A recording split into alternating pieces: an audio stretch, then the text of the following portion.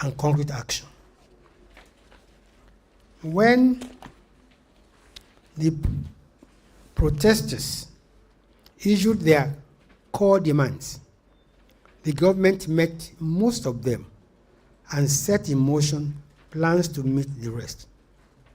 I personally reached out to one of the key organizations, and disinformation that spread like wildfire in the Harmattan, to use a popular cliche. When the government deployed troops to the Lekki toll gate in Lagos to disperse protesters, a section of the local media and a global news organization, the CNN, reported a massacre at the venue based on unverified social media posts without a single correspondent on ground. When those claims began to unravel, when individuals who had been listed as dead publicly contradicted the reports, there was no correction, no retraction from CNN.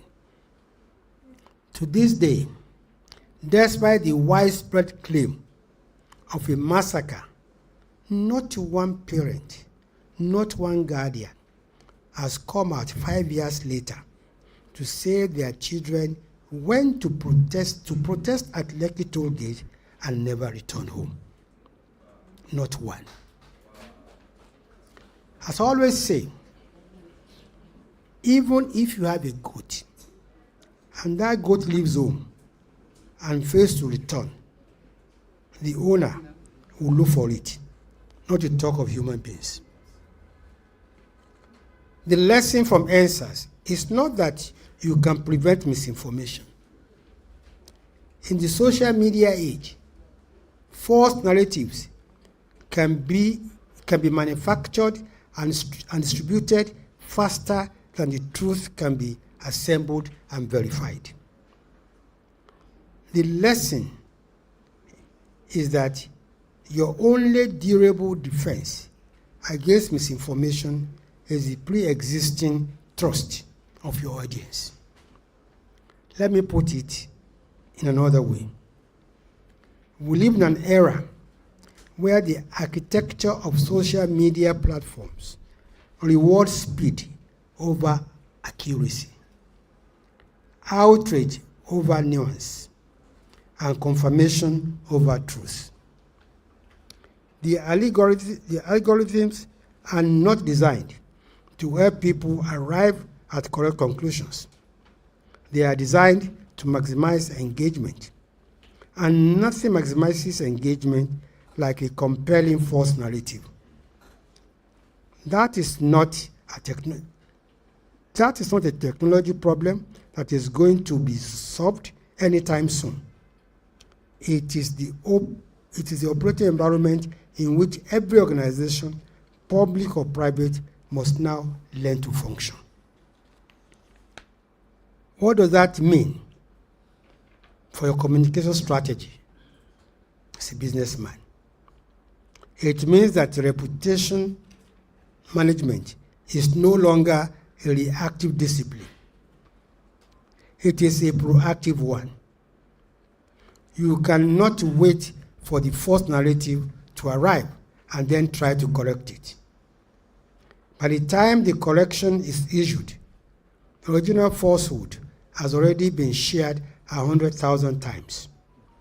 Your goal must be to build, before the crisis arrives, such a deep reservoir of public trust that the audience's first instinct will be, when they encounter a damaging claim about you, their instinct will be to question the claim and not to believe it. The business principle here is that misinformation is no longer a political problem. It is a business risk that belongs on your risk register alongside financial, operational, and regulatory risks. Build your audience relationship before you need it. Establish direct communication channels. develop a rapid response protocol. Speed of response in the first hours is the difference between containment and conflagration. I want to leave you with one truth on this point. In the social media age, the speed of a lie travels faster than the speed of a correction. Your advertisements, your press releases, your CEO statements, none of them is fast enough on their own.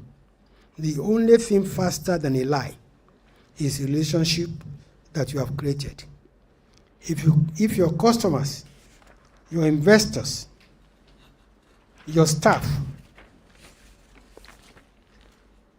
your community already trusts you, they will give you the time and the benefit of the doubt to correct the record. If they do not, you are fighting the fire with no water. Case study number 5, which I titled "The Hardest Decisions Need the Most Careful Communication."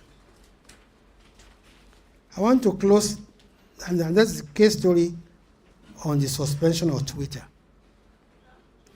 I want to close the case study, my case stories, with what I consider the most instructive lesson of all. Not because it was the most dramatic, but because it involved a tough decision that everyone in this room may one day face in one form or the other. That is the decision to take an action that you know is right, but deeply unpopular. And then how to communicate your way through the backlash. The suspension of Twitter, now X, was the toughest single decision I took as minister. Not because I doubted the decision itself, but because of what it cost, which is the disruption to Nigerian entrepreneurs, especially young men and women and influencers who relied on the platform commercially, and also the perception it created about the government's commitment to freedom of expression. Those were real costs, and I do not minimize them. But the suspension did not come without provocation, and it did not come without warning. We had engaged consistently with Twitter and with other platforms such as Facebook, Instagram, WhatsApp, and others to ensure more responsible use of their platforms in Nigeria. Those engagements went largely unanswered. And when Twitter became a vehicle for content that threatened national security and incited violence against the state, we acted. Of course, suspension was lifted when the platform agreed to register locally, pay taxes, and operate responsibly. So the suspension achieved its stated objectives. Now, I want you to understand the communication challenge that came with the decision. The moment the suspension was announced, we faced three distinct and simultaneous audiences, each with different concerns. Nigerian entrepreneurs and youth were worried about their livelihoods. Civil society and press freedom advocates were worried about censorship. International observers and foreign investors were worried about Nigeria's business environment. Each of those audiences required a different communication response, rooted in the same core messages, but adapted to what each group cared about most. We learned something important from that experience, which is when you take an unpopular decision, the instinct of most communication teams is to minimize the explanation, to say as little as possible, and hope the controversy will die down. That instinct is almost always wrong. Unpopular decisions demand more communication, not less. The silence that follows an unpopular action is not interpreted as either golden or dignity or restraint. It is interpreted as guilt and admission. You must therefore explain the why clearly, repeatedly, and from multiple voices if you want the public to follow your reasoning, even when they disagree with your conclusion.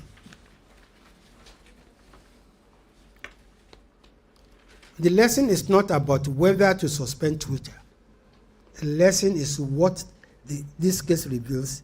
The lesson is what this case reveals for any leader facing an unpopular but necessary decision, which is explain the why, not just the what.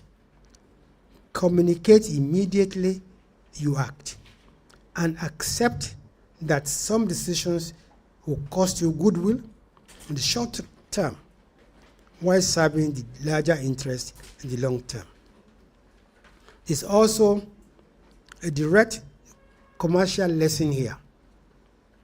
If your business depends entirely on a third-party platform, whether social media, a marketplace, a key supplier, or a single regulatory relationship, you are one policy decision away from serious disruption. The business moves out by Nigeria's Twitter suspension, while those that had built their entire customer communication strategy on that single platform. Diversify your communication infrastructure the way you diversify your financial portfolio. No single channel should be irreplaceable. The business principle is this: unpopular decisions demand more communication, not less. Explain the why before the what. Diversify your communication infrastructure. No single channel should be replaceable. Every leader is a communicator. Not every communicator is a leader. Let me bring this full cycle. I opened with a question. Did you have a communication plan, or did you react? I want to close with a framework. 6 principles distilled from everything we have covered today that I hope you will carry with you. But before I give you the 6 principles, I want to name something that sits beneath all of them.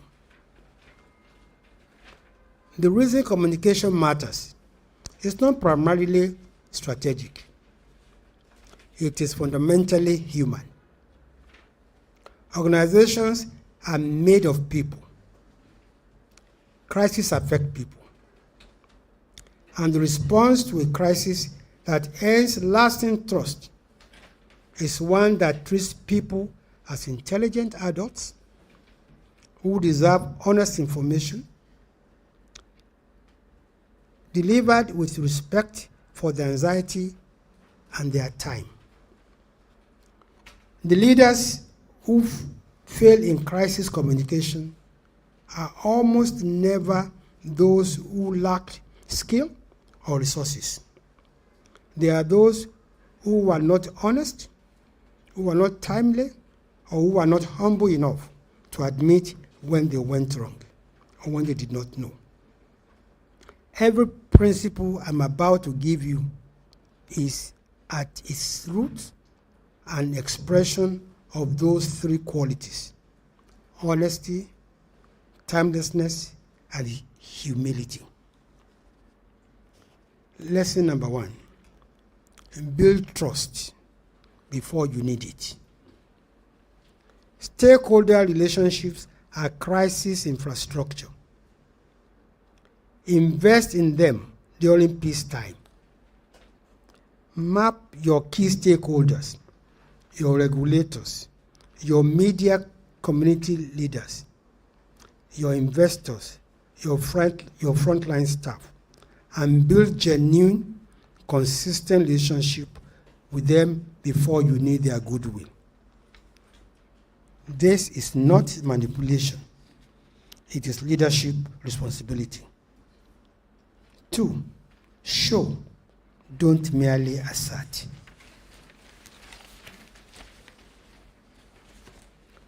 When your narrative is under attack, provide proof, not statement.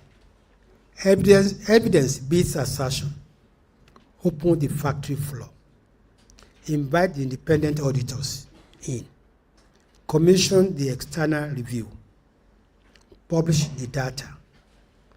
The willingness to be transparent is itself a form of credibility that no press release can manufacture.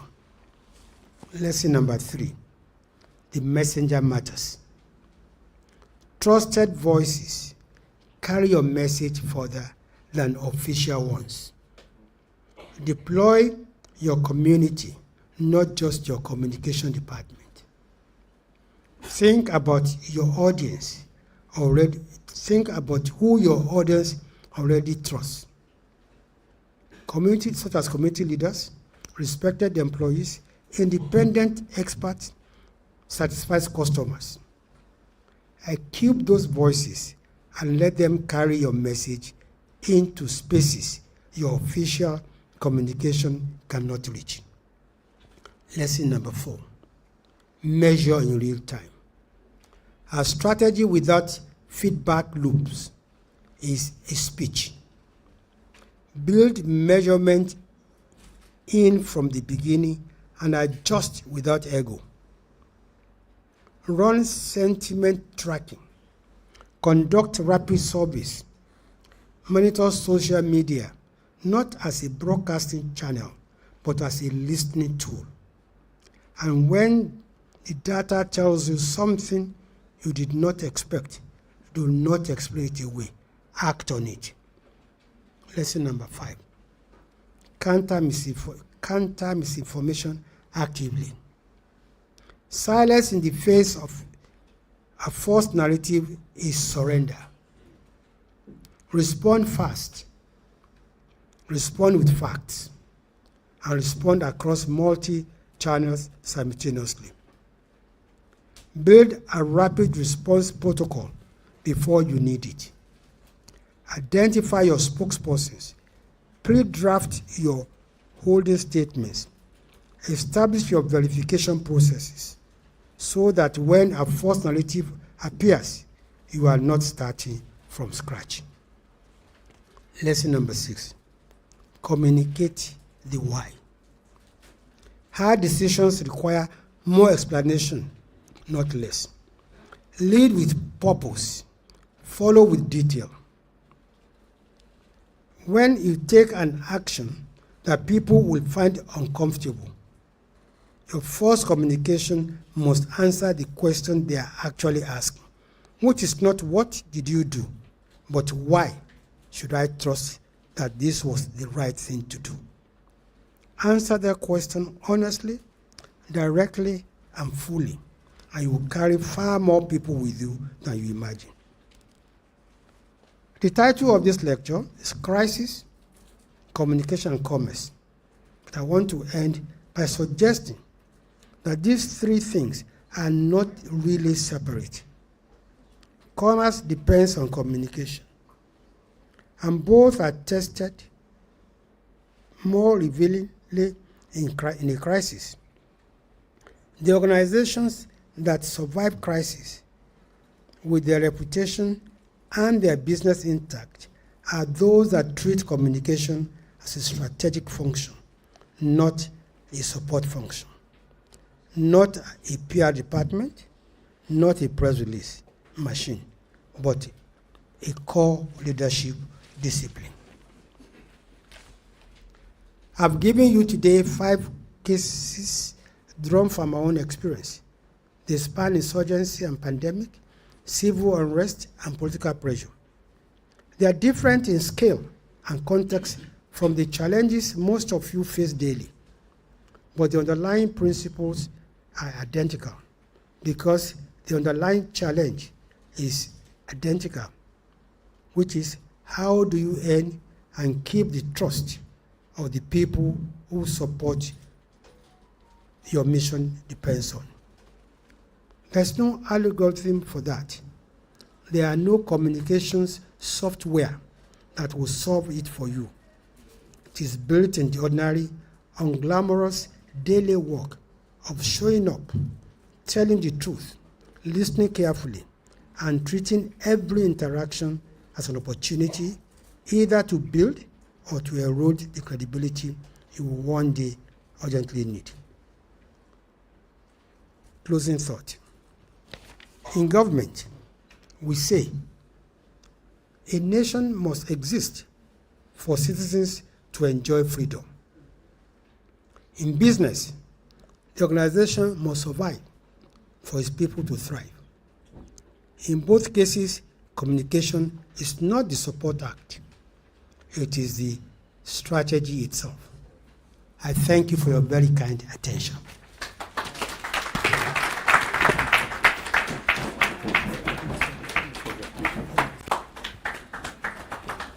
Please, you can do better than that for Alhaji Lai Muhammad. Yeah. Wow. Please be seated. Thank you, sir. Thank you, Prof. Please be seated.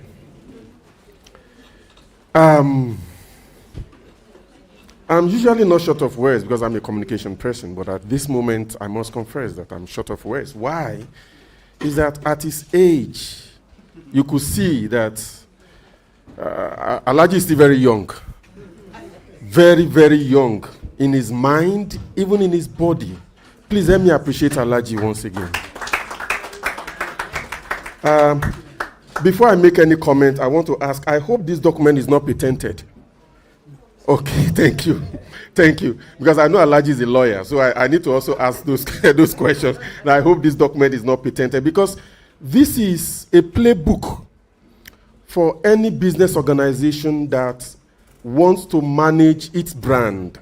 This is a playbook for brand management. It sets out that trust is very important in the scheme of things.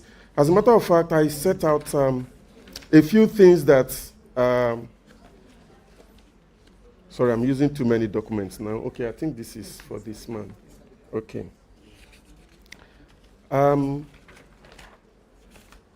Yes. No. It's already here.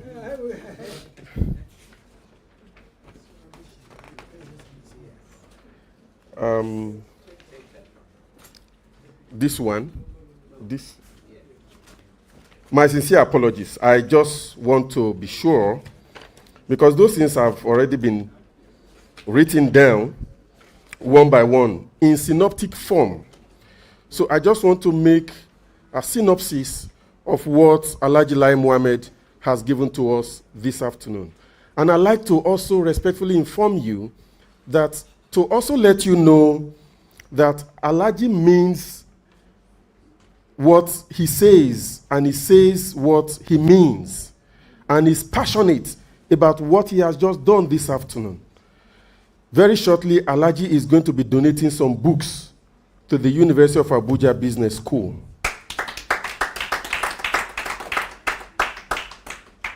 This afternoon, Alhaji has told us that if you must build your business brand, it must be built on trust. One, he says that communication without trust is noise. It's right there in the book. So it does not matter how much razzmatazz you make about your business, it's on social media, but if it is not on trust, it's going to crumble. And it goes further to say, trust is this infrastructure upon which all communication rests. So communication is not about unscrupulous oratory. It's not about ability to put words together and impress people. So it does not matter how much grammar you have. If trust is not built on facts and evidence, it is still going to crumble. And that is why he took the risk. As a matter of fact, this afternoon, again, I almost said prof, but I think prof is in order.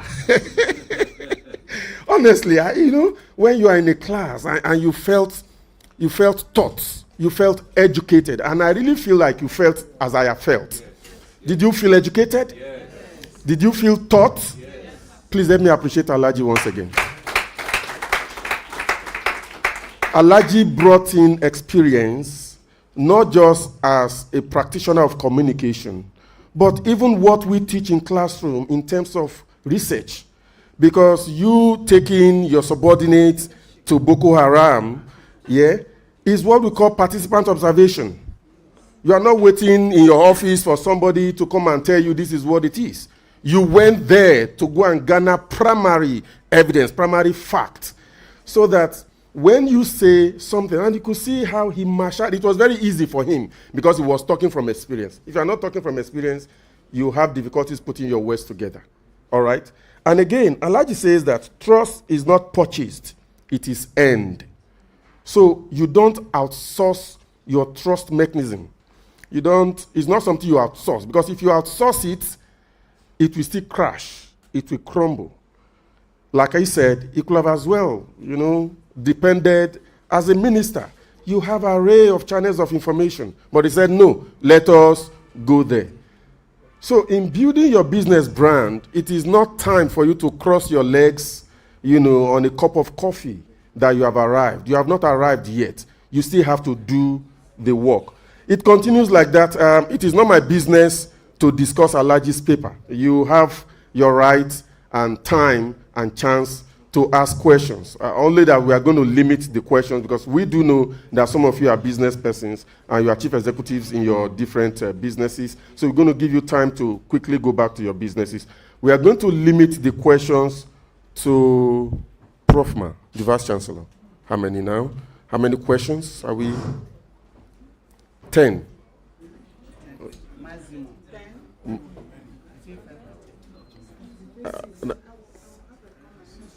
Yes. Okay. I have just been informed. Please, can we settle down? Is everything okay? All right, thank you.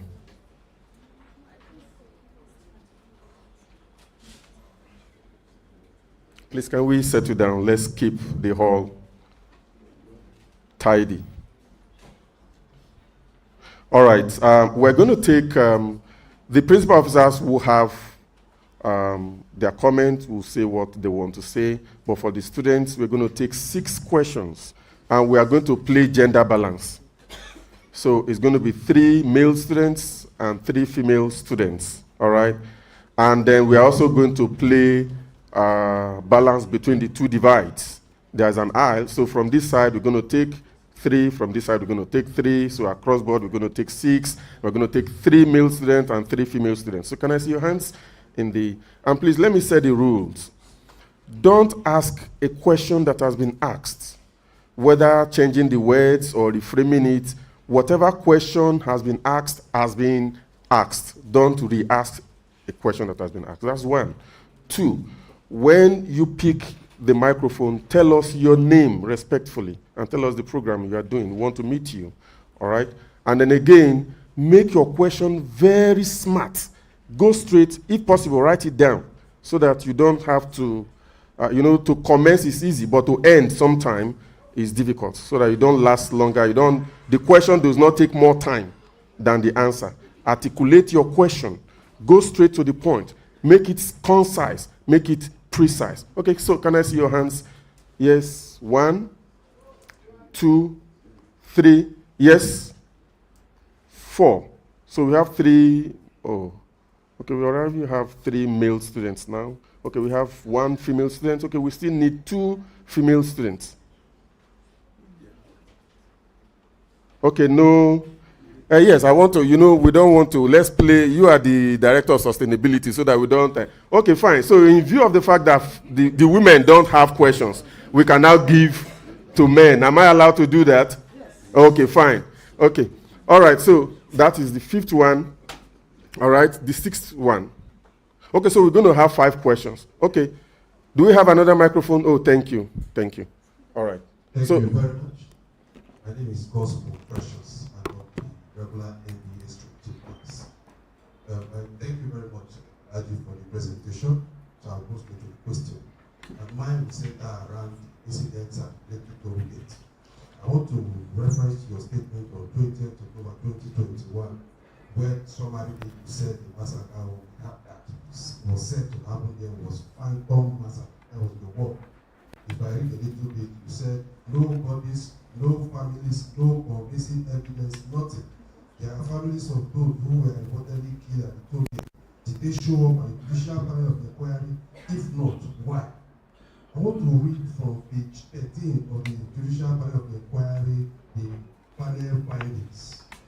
It says here that the Nigerian army was invited for intervention in the state and was deployed to the Lekki toll gate on the 20th October 2022. Officers of the Nigerian army shot, injured, and killed unarmed, helpless, and defenseless protesters without provocation or justification, while they were waving the Nigerian flag and singing the national anthem.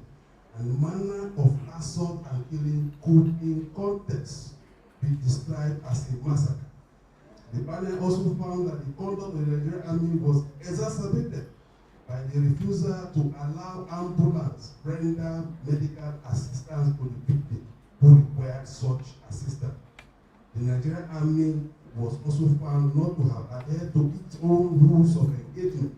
The second finding here was around the police. The police was deployed its forces to the Lekki toll gate in the night, and between that night and the morning of the 51st, each officer shot at, assaulted, battered, unarmed protesters, which led to deaths and injuries. Also, I want to reference a few other points here by Reddington Hospital, which is the hospital located not very far from that place. Reddington Hospital said that they were overwhelmed by the sheer number of injuries treated. The MD of Granby Trauma Center, the hospital also far from that place, said to the panel of the NSAS protesters in Lagos on May 8, 2021, that it treated 15 NSAS protesters with severe gunshot wounds from the Lekki toll gate. The Lagos State Governor as well, during that time, said 2 people died from that incident.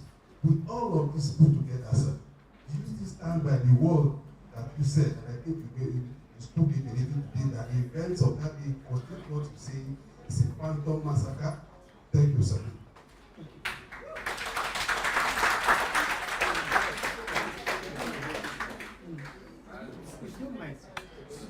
Okay, you want to be taking? Okay. Thank you, sir. Thank you, sir. No, I think you can see them. Thank you very much. Yeah, no, it's okay.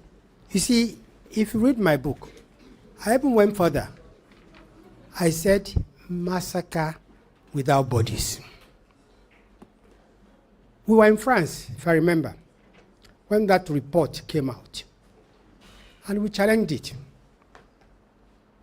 Now, the truth of the matter is that government never said for one day that people did not die during NSAS. As a matter of fact, 52 civilians died. 37 soldiers were killed. 6 policemen were killed. 106 soldiers, policemen were injured. 124 police stations were razed to the ground. 134 police vehicles were destroyed. 80 warehouses were looted. Now, but what we said was that at the toll gate, there was no massacre. You see, I don't know whether anybody is in the military here. When you are going to quell a riot in the military, there's procedure. You sign for ammunition. They signed, they were given blank ammunition. Yes, they shot in the air. They shot in the air. But they did not kill anybody. You see, and I kept saying something. I want somebody, listen. DJ Switch, is it DJ Switch? Said they were actually collecting corpses and they were putting those corpses in front of the soldiers. Look, have you ever been in a real war? It never happened. There's a lot. You see, this is the thing about fake news. That body in the national flag was a plane Calabar that was not transported and became, social media. And I kept asking, I want somebody to come out and say, my son went to the toll gate, he didn't come back. Or my daughter. We are in an age of fake news, in an age of AI. And believe me, what fake news can do, and it like I said in my paper, fake news travels faster than truth. It's 5 years after. You can't kill, number one, Senate said they killed 100 people. It was reduced to 50. Then 38, and finally 2. We did not say people do not die. It was fake news that even led to many people that died. Because when the fake news erupted, that they killed people at the toll gate, Nigerian youth started attacking police stations. And that is where the fatality started. The real question and the big lesson is that we live in an age of fake news. We live in an age of social media where lies travel faster. Thank you very much. Thank you. Please let me appreciate Alhaji Lai Mohammed. There's something I share with Alhaji. Alhaji is a lawyer, but he's a communication enthusiast. I'm a lawyer too. Excuse me. I'm a lawyer too, and I'm a communication enthusiast. And hello, sir. Yeah, I'm not sure you followed through what Alhaji told you, because you asked this question. And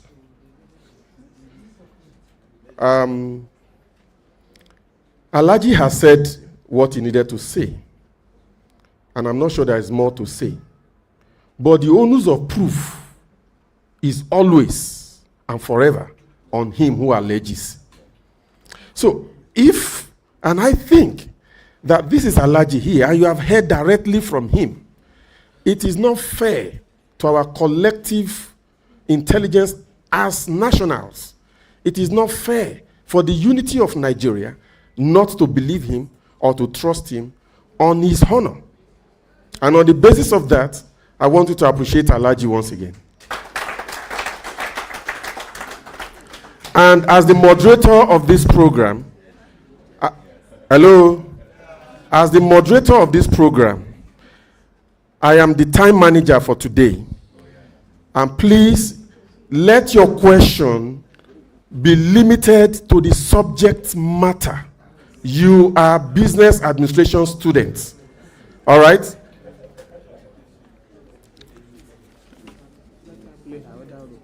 Okay. Yes. Oh, okay. All right. I will take your questions, but you remember that the DVC already gave apology about her going to the International Conference Center, and I'm sure that her phone has been buzzing. So please, I'll just hand over the microphone for her. She has a comment and the other things to do. Thank you, Prof. Ma. Please let me appreciate her as she makes her way to the microphone.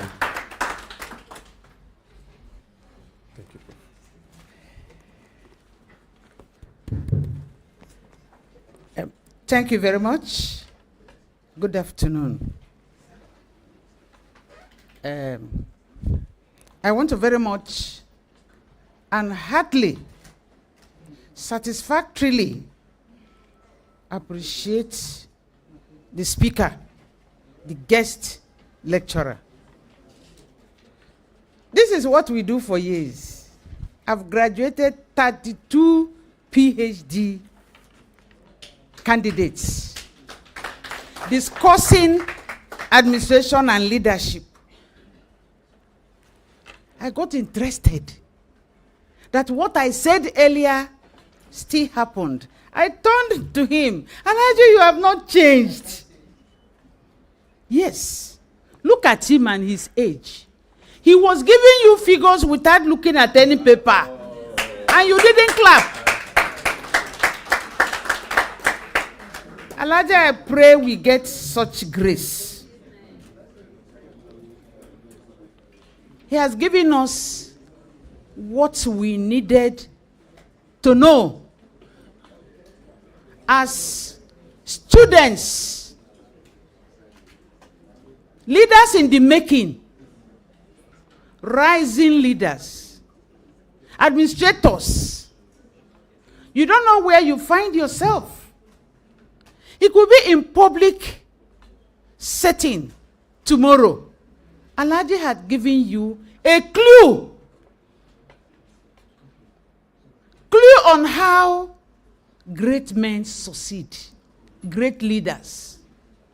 Alhaji has brought me to a leadership dialogue of the compass leader and the 360 leader. The compass leader is the one that looks at organizational setting, wanting to protect it. That is his motivating factor. He could take harsh decisions to protect it so that the system will exist. And that was what you did with Twitter. And you turned around and became a 360 leader. When a compass leader takes a decision and finds out that the impact on the people, especially the negative impact, is becoming more than the positive impact, he comes back and changes his position, withdraws or modifies, adjusts his decision. Alhaji, you restored Twitter. Clap for him.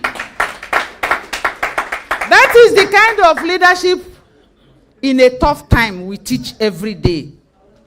A man of the moment, a great leader of the moment who must take risks. If you don't take risk, trust me, your organization, your business, your enterprise will crumble. There must be risk taking. And he says, every leader must expect crisis. Crisis setting unannounced.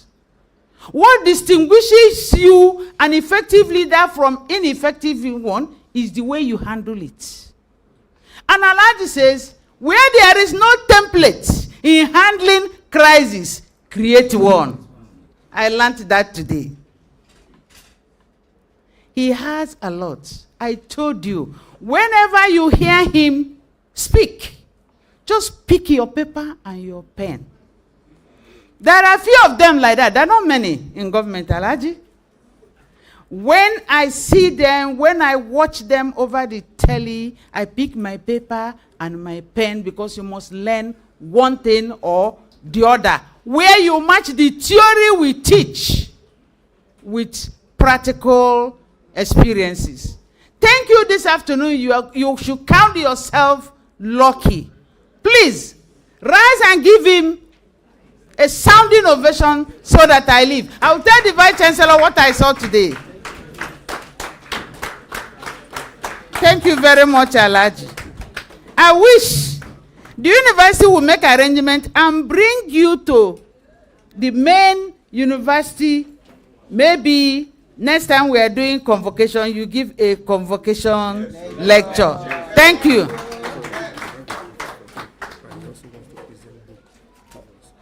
So, please, you have time for your questions and the answers from him.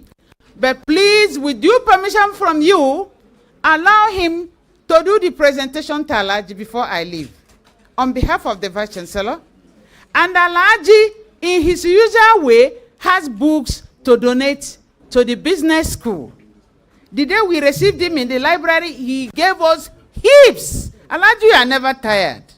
Surprisingly, he didn't ask us to pay anything. Thank you very much.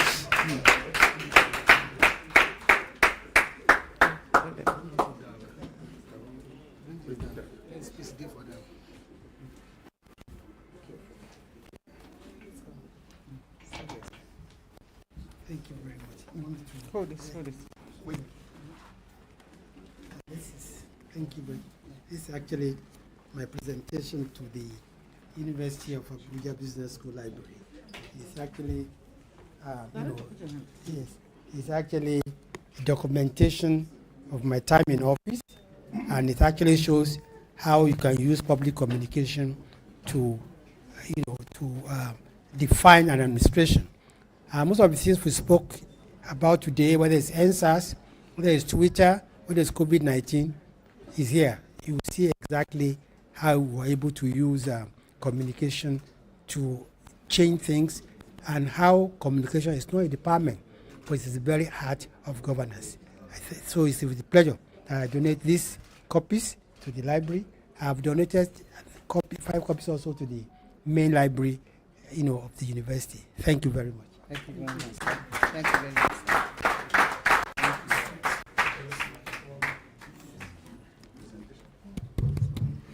Alhaji, I want to order for 5 copies for my department. That is where we train educational leaders. I will order for it, I will pay for it, and donate to my department. Thank you very much. Thank you so much. Thank you. So, You want to come here? no. Okay. Give it. Hold it, hold it. Like this? I want to be in the middle? Okay, it's okay like this?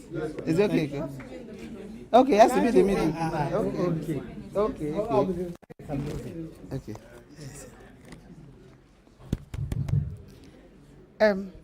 Alhaji Lai Mohammed, CON, the guest speaker of the 2nd series. On behalf of the University of Abuja, I present this to you. The director is here. The message will go to the Vice Chancellor, to the Council, to the entire University of Abuja community. This is presented to you as a mark of appreciation. Thank you. Thank you very much. Thank you.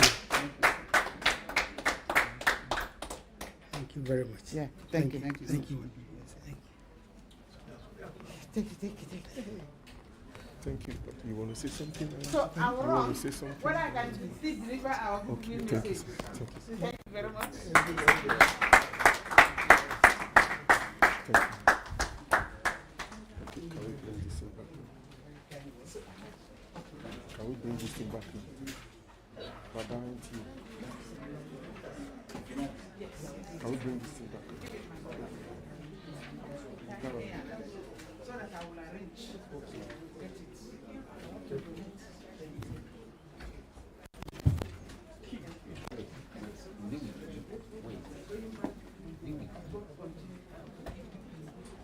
Use your knee. Push it your knee. Are we locked? Push it your knee. Your knee. This is not to be opened inside. Engineer is here now. Wait, let me do it. Let me do it. Let me do it. Thank God there is no emergency. Tolu? I will need this out for the writing. You have any? Oh no, I will get now. I will get. Is it with key? Did you lock with key? Did you lock with key? No, I'm sure it's Why? Why is the key? Why did you lock with key? sorry, man. You can use the mic. Let's just use it. Please open. Why did you lock with key? Okay, it's open now. Okay. Looks like it responds to the.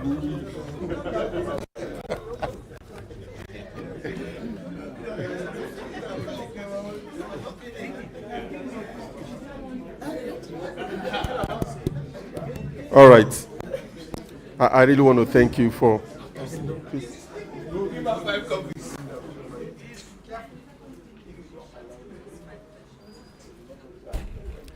Yes, thank you for your calmness and your sense of understanding. I really appreciate that. We already addressed a question. The microphone was coming to you. You still have your question? Okay, all right. Please help me give her the microphone. And I was going to say that please, for the sake of decorum, keep your question within the framework of today's paper, today's lecture. All right? This is not an opportunity for you to reevaluate the performance of Alhaji while he was a minister. No. Today is for you to. I hope we are okay with that. Thank you very much. Now, let's have your question. I really appreciate the lecture. My name is MBA regular. While he was lecturing, I believe communication is a key in every industry. And information, he said, is very relevant. Not only the information, but the messenger, because they can tell something else and they'll go and interpret something else. And also, when he was saying, delivering the lecture, I noticed that, there are different ways to pass information. NTA is here, you can also hear it in radio, and most importantly, in this our area, is social media. Most of us don't have the time when you go to work, you come back and sit down and listen to news. We just hold our phone, and any false information you see, you run with it. Social media. So I want to ask, is there any program to educate, like social media literacy? Because citizens need to know, is there any program that has been leveled during your old time or now for to educate people on social media literacy? Thank you. Thank you very much. You see, when I was a minister, I advocated for regulation of the social media. And I was not very popular about it. But I stand by it. Regulation is not censorship.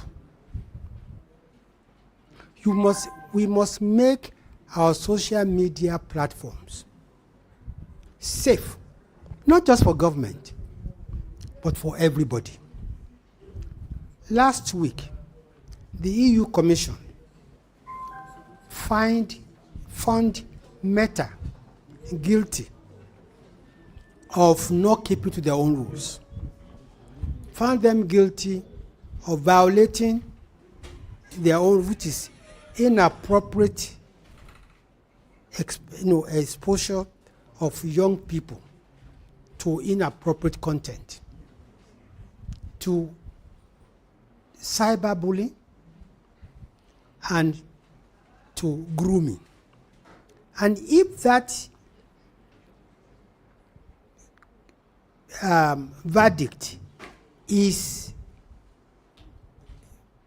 sustained, Meta, which is the owner of Facebook, Instagram, will pay several billions of dollars to the EU Commission, because even the EU recognizes the need to make social media platform safe for all of us. The problem we have in Nigeria and everywhere in the world, that we receive information, we don't even challenge it. We don't even interrogate it. I'll give you a personal example. When I was a minister, there was this social media, they published the names of all ministers and the account we had. and how much money we had. In my case, I think they put $1.9 billion. And they put the name of the account somewhere in the US. I saw it, and I didn't think much about it because it's not true. Until one day, my wife woke me up in the middle of the night and said, Daddy, Iku odojo, Arun odosu, Ale lo ma pe, koya, lo ma ya ko pe, Daddy ejo, ṣé mi náà lè jẹ́ signatory account tó wà ní New Jersey. This is about 2 a.m. in the morning. And I was surprised. Now, what my wife was saying, now you see, Daddy, you know, nobody knows when we are going to die. See, that your account in the US, can't I also be a signatory? You know, in the middle of the night, I had to go and look for a calculator. Because they said I had $1.9 billion in an account. How much was the budget of Ministry of Information? And this was just my 3 years in office. So I had to convince my wife in the dead of the night that it is fake news. Even if I was earning 10 billion naira every year, and I did not spend a penny of it, it would take me 20 years to get $1.9 billion. But you see, when I asked my wife, I said, but couldn't you reason this yourself? My wife said, look, she's been defending me, but her friends said, sit down there. Your husband has another wife in New York. She's the one managing that account. That is fake news, real time. So those of us who are arguing that the fake news, that the social media should be regulated, is because we don't want harm to come to the community. I think it must be Australia, about 6 months ago, banned social media to children of certain ages. You cannot continue with fake news unchecked, because it does damages not just to government. Many marriages have been destroyed because of fake news. And when it is found out that it is fake, nobody apologizes. They move on. So it's a real concern, and I think governments all over the world are now taking note. Thank you. Thank you. Okay. Good afternoon, everyone.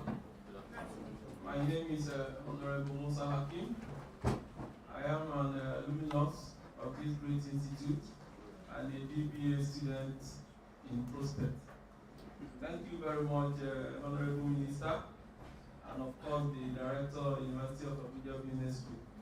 I think during the course of your lecture, I have a few take-home points that I really want you to further explain to me.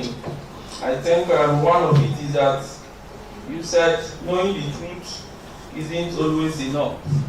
You have to make the truth visible. The second point is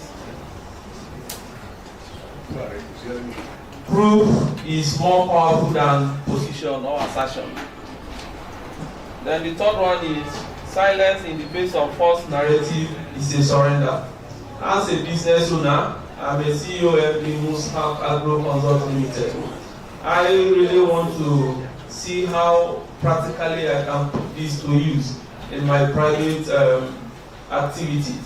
If I'm to have proof in the case of crisis, does it also have to do with how I run business with individual in under, let me say, you know, we have to keep some of the transaction out of the space.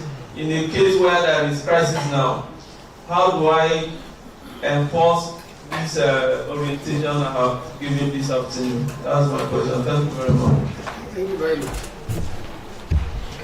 Thank you. I think first one is first one was knowing the truth is not enough. right. You see, sometimes you know something, I think it's true.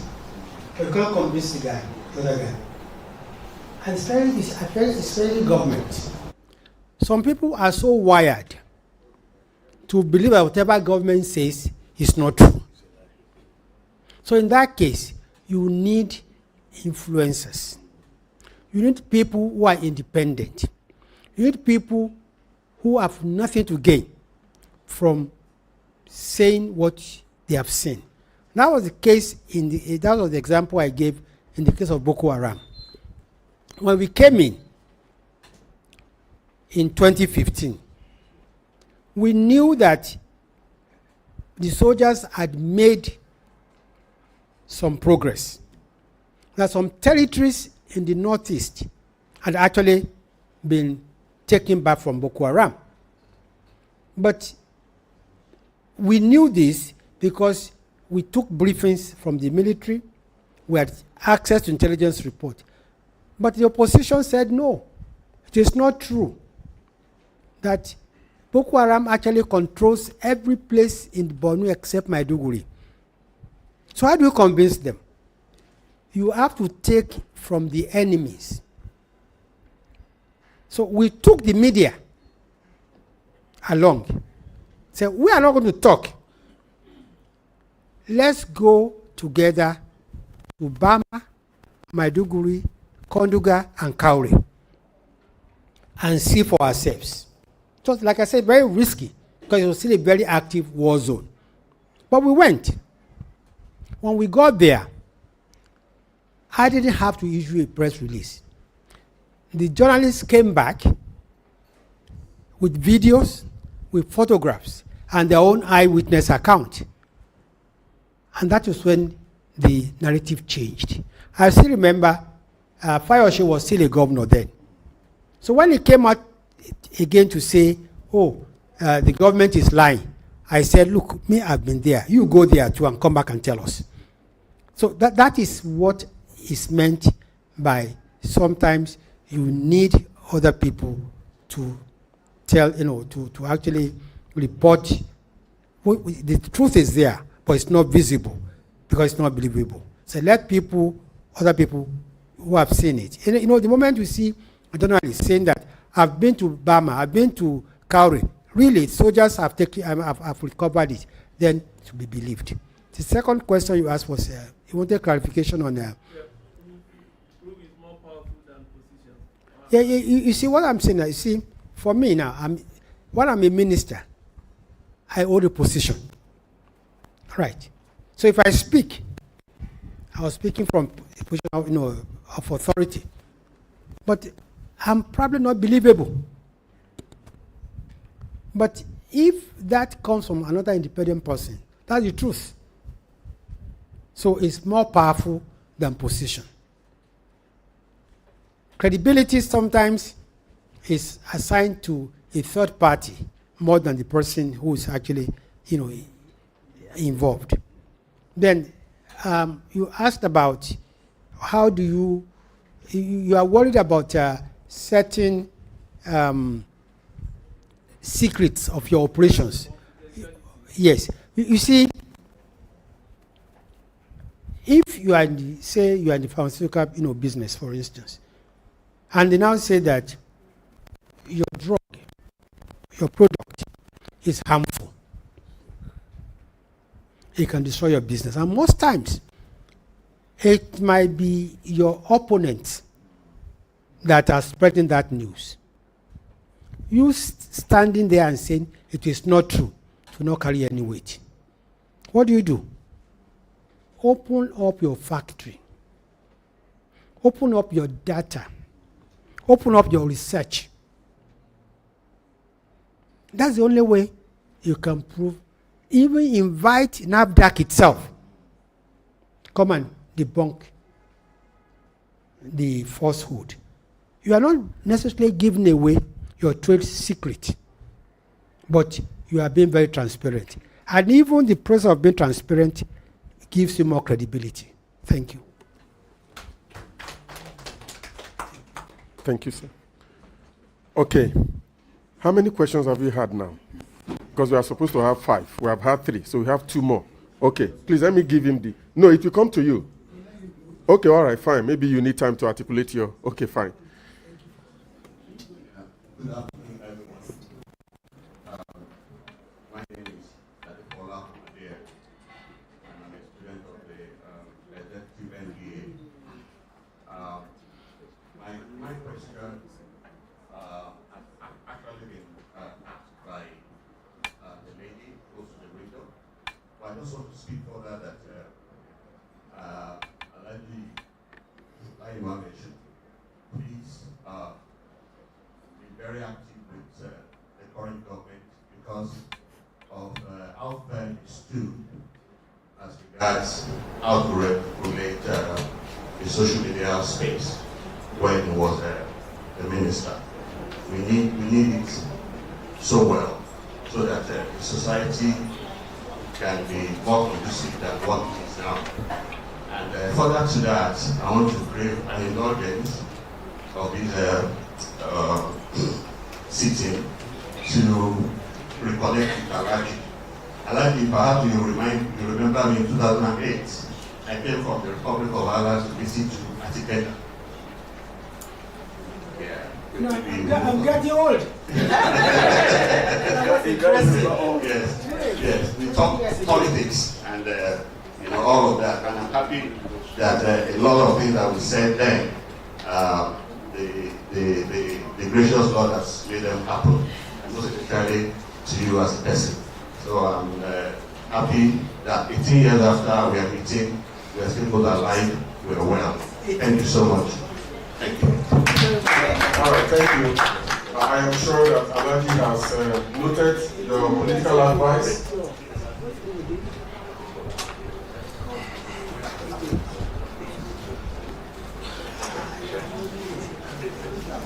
You know, there are business students, there are political business students. So please let's allow the political business students do their business. Oga, do you still have question or it has been?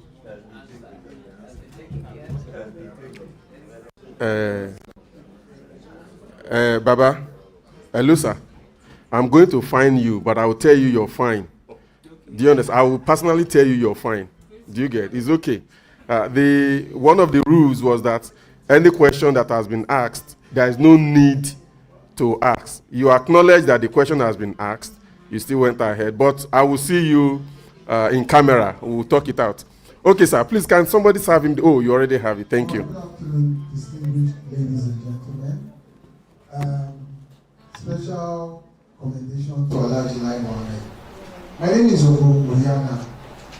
I'm a media consultant, broadcast journalist, and a military enthusiast. I'm from the Street 3 of the regular MBA, and I must commend the University of Abuja Business School for this guest lecture series. A lot has been said about, communication in crisis, and one of the things that I admire about you is you're unapologetic about your stance. Now, there's always been this conversation about regulation of social media. But I want to take us back to the year 1924.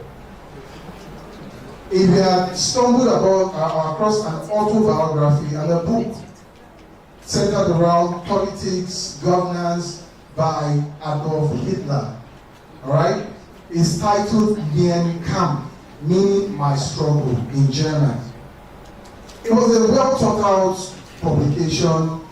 He wrote it while he was in prison, and everybody commended it. But fast forward to the late 1930s, Hitler became a virus to the world, killing over 10 million people in the very most gruesome way humanity could ever define. Going back to the year 2009, former US President Barack Obama visited Ghana, the Republic of Ghana.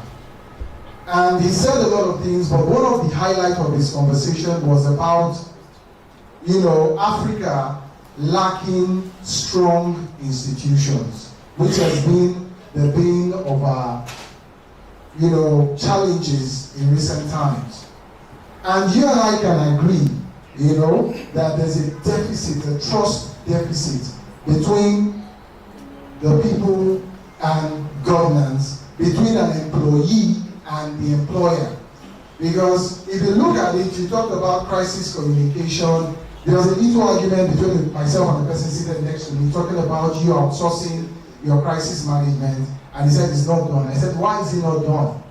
You can outsource it. Why do you have lobbyists? Why do you have external parties who come in to help you communicate your challenges better to the public? Now, I'll finalize with this, talking about social media. We must accept that the world is moving. And a lot of people must understand that the call for regulation of social media is mundane, because if truly Nigeria has got strong institutions, from the judiciary to the manufacturing to labor relations in terms of workers and employees, you will not be afraid to test the veracity of your laws when people fall short of them. If you look at it, social media is changing the narrative, and we must all accept it. So why did I say all this? I said all this to ask you, why is the government using it as going back to when you were in government, why are they hell-bent on regulating social media? We have seen how social media has gotten the attention. I know that people sometimes abuse the privileges, but let the law take its full course by punishing those who err. So what's the fear?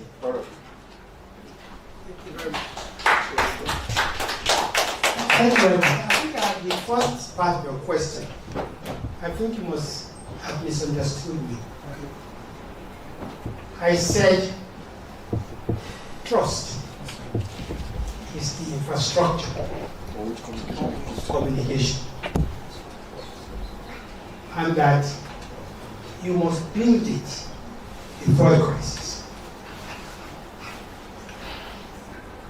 Don't outsource it. If you outsource it, take for instance, there's a crisis, and you come to me as a PR consultant to give you advice. I will give you advice from the top of my head, from experience. However, if there's not that communication trust between the company, the community, the investors, the message will be hollow. That was exactly what I meant. I'm not saying that there's no work for PR consultants. I'm one. I'm a lobbyist. But you must, in advising your client, you ask them certain pertinent questions. For instance, you have been manufacturing, say, dye. What have you given back to that community? You have been polluting their air. But when you want to employ, you go to your village to go and bring people to employ. The time of crisis, they will not stand by you. That's what I meant. Now, you talked about social media.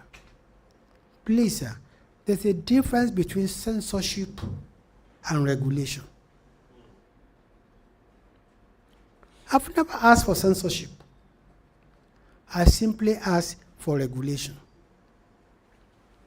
I asked for laws and regulations to be passed that will even deter people from fake news.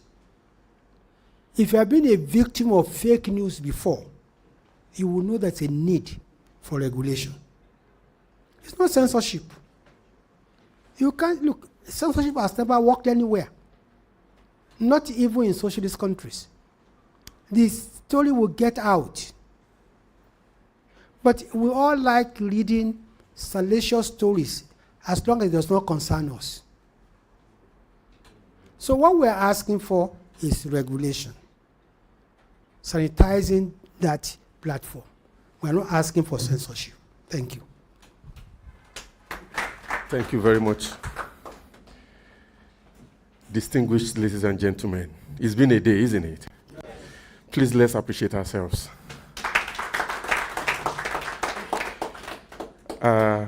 In education, where the teacher is willing to teach, but the student is not willing to learn, the teacher will only ramble on, and learning will not take place. So much as we thank Alhaji Lai Muhammad, Commander of the Order of Niger, former minister, I personally want to thank you for your sense of maturity you have demonstrated. First, you came early, and you also maintain a very, impressive sense of decorum. Please appreciate yourself for me. Now, I cannot thank you enough.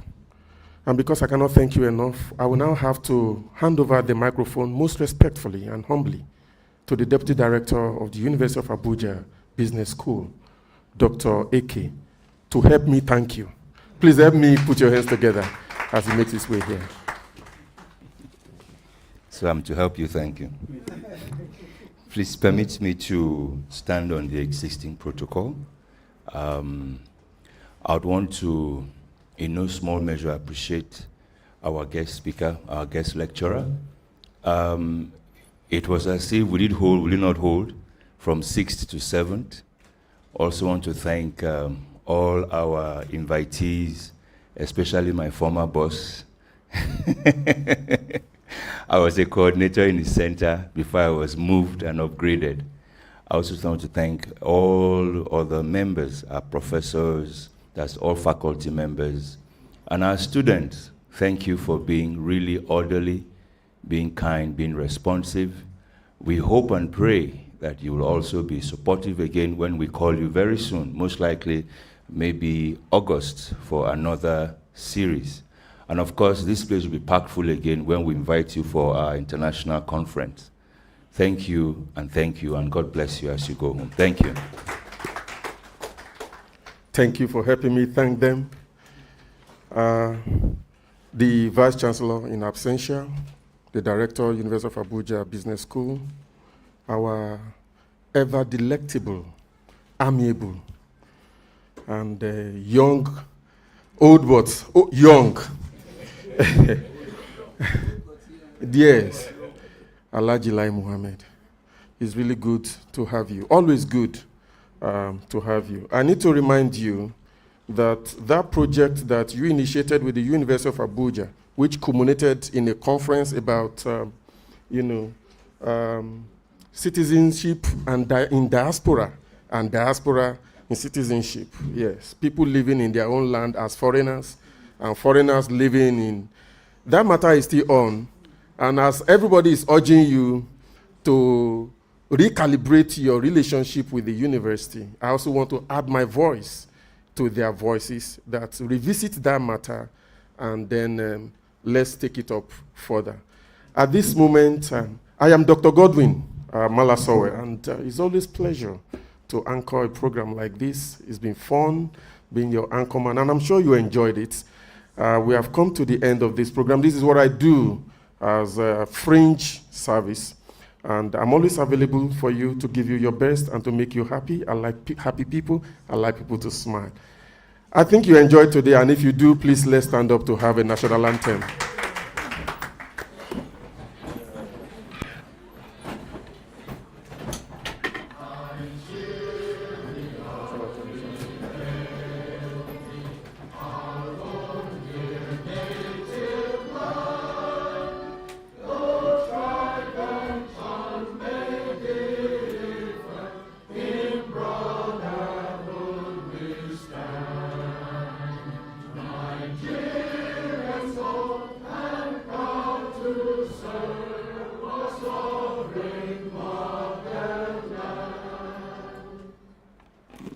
Thank you very much. There's opportunity for you to have photographs with Alhaji Lai Muhammad and the director. Yes, I'm told that it's going to be here. This is going to be the backdrop for the photograph. Thank you very much once again, and please have a very beautiful day.